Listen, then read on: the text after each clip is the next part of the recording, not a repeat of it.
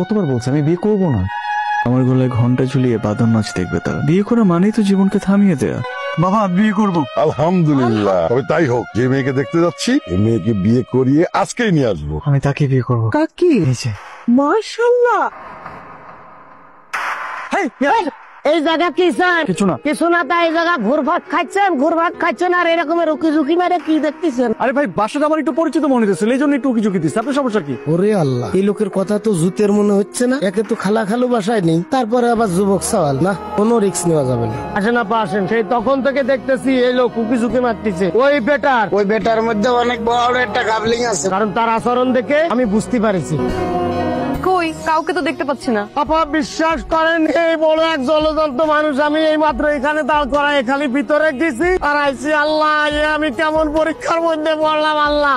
মধু ভাই, তুমি যে হালকা একটু রাত কানা সেটা আমি জানতাম, তুমি যে দিন কানা সেটা আমি মাত্র বুঝতে পারতেছি। তুমি কি বুঝতে পারতেছো বাবা মা আসলে তোমার কি অবস্থা হবে? ছেলে ভালো, বংশীয় ছেলে, রাজপুত্রের মতো চেহারা। ঘটক ভাইয়া, আমি না এই মুহূর্তে একদমই বিয়ে শাদী নিয়ে ভাবছি না। আপনি বরঞ্চ অন্য কাউকে দেখুন প্লিজ। এক্সকিউজ মি আপুমনি, কিঞ্চিত কারেকশন। মাই নেম ইজ জাদু। আমাকে ঘটক ভাইয়া না বলে জাদু ভাইয়া বললে খুব খুশি হব। তবে আমার নাম জাদু হলেও কাজ করি কিন্তু বাস্তবসম্মত। জি জি জাদু ভাইয়া, আমি সব বুঝতে পেরেছি, কিন্তু বিয়েটা হচ্ছে না। মেয়ে বা মেয়ের পরিবার কেউ এই বিয়েতে রাজি না। তারা আমাকে সাফ জানিয়ে দিয়েছে, এখনই তারা মেয়ের বিয়ের ব্যাপারে কিছু ভাবছে না। এই জন্যই তো আমরা আপনাকে ভাড়া করেছি। এক্সকিউজ মি, ভাড়া করেছেন মানে কি? আমি কি অটো রিকশা নাকি সিএনজি যে আমাকে আপনারা ভাড়া করবেন? আপনি একটু পরে যে মামুন মামের দোকান থেকে একটা ফুচকা এনে দিয়েন তো। কার সাথে কথা বলছিলেন? ভিতর থেকে আওয়াজ পাচ্ছিলাম। আপনি আইছেন না, খুব ভালো কাম করছেন। আসেন, সেদিনকে সে সালটা আবার আইছে। আপনার আজকে হাতে নাতে প্রমাণ করাই তো। বসেন আসেন, আপনি আজকে হাতে নাতে দেখাবো। আসেন। মধু ভাই, আপনি কি আমার সাথে মজা করেন? বিশ্বাস করেন আপা, আমি এই মাত্র দেখছি আমার সাথে এগুলো হচ্ছে কি, আমি তো আবার কালার খেয়ে গেলাম। এক মুঠো রোদ তোমায় দিলাম, আমায় কিছু কুয়াশা দিও। আকাশ পুরো জ্যোৎস্না দিলাম, আমায় কিছু বৃষ্টি দিও।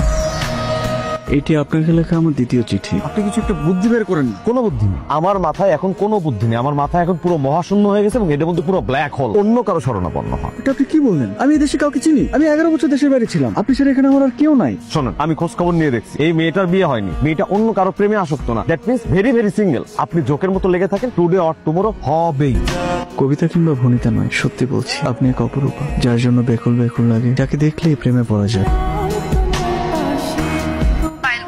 আপনি এই ধরনের পাগলামিগুলো কেন করছেন বলেন তো? ভালোবাসি যে। আপনাদের মতো ছেলেদেরকে না আমার খুব ভালো করে চেনা আছে। আপনি কখনো আমাকে দেখেছেন বা চেনেন আমাকে? দেখিনি। আপনাকে দেখার আমার কোনো ইচ্ছেও নেই, আর পরিচিত হবার তো কোনো প্রশ্নই ওঠে না। আমি কিন্তু আপনাকে প্রেমের প্রস্তাব দিইনি, আমি আপনাকে একদম বিয়ের প্রস্তাব দিয়েছি, তারপর একদম ট্রেডিশনাল স্টাইলে, ঘটকের মাধ্যমে। যাই হোক, আমি আসলে এই মুহূর্তে বিয়ে করার জন্য একদমই প্রিপেয়ার নই, আর প্রেমের তো প্রশ্নই আসে না। আমার মনে হয় আপনি আপনার সময় নষ্ট করছেন, সাথে আমারও।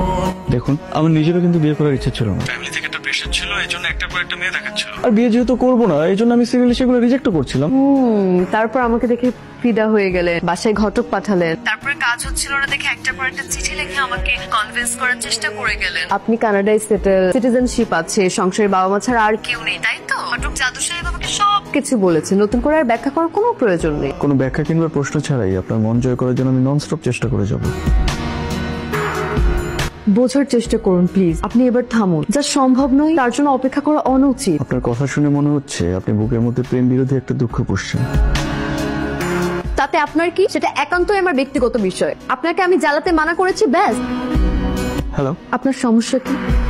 আপনি কেন বুঝতে পারছেন না? আপনাকে একটা অনুরোধ করবো প্লিজ, আপনি একটাবার আমার সাথে দেখা করতে পারবেন? হাই, চলে আসছেন আপনি, ফুলগুলো আপনার জন্য। তুই নির্লজ্জ বেহায়া, আমার জীবনটাকে নরকের মতো বানিয়েও তো শান্তি হয়নি এখনো, আবারও ফিরে আসতে চাইছিস আমার জীবনে?